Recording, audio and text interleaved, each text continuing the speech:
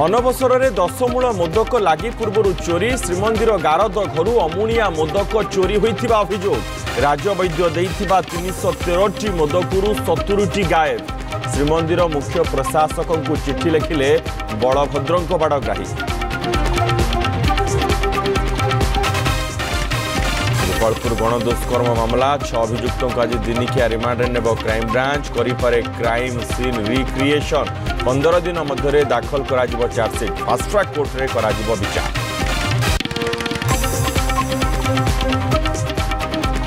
गंजाम धराकोट रे 2 दलित निर्यातना मामला गंजाम जिलापाल एसपी को भेटी न्याय दाबी कला दलित समाज घटना 9 अभियुक्त गिरफ राहुल गांधी ट्वीट करी घटना को करथिले निंदा।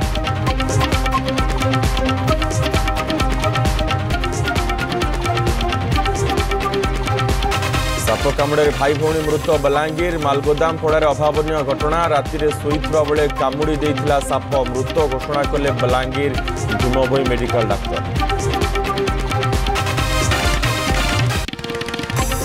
पुरी जिला डेलांगरू 2 नाबालिका निखोज गत रविवार साइकेल रे 2 जण जाइथिले डेलांग स्टेशन बाजार पाख रास्ता निकटू मिला साइकेल 4 दिन हेलाणी मिलुनी पता।